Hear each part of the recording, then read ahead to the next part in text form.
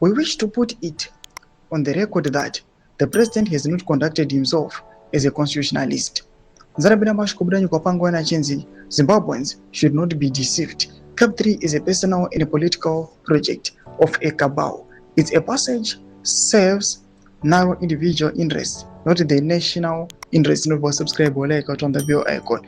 Tiendra mberi ne statement ra General Mchena among my representatives against Berachiti proceedings before the Constitutional Court. On 20 May 2026, applications challenging the constitutionality of CAB3 were placed before the Constitutional Court. The arguments advanced on the illegality of CAB3 are, in our assessment, on the illegality of the CAB3 are, in our assessment, compelling and ought to persuade any reasonable court. We await the judgment with much anxiety as the rest of the nation.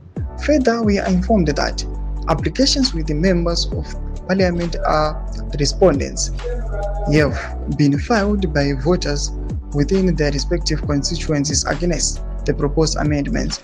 We affirm our unqualified respect for the independence of the judiciary. We repose trust and confidence in the judges and their professional commitment to their oath of office as the last institutional line of defense of our constitutional order.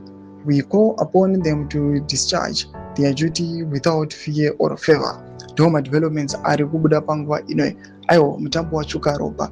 Kuna comment section medu za fungira enyi motu kudiva msarabi chitiko ichi. Muzwa subscribe wa like, chita on the bell icon.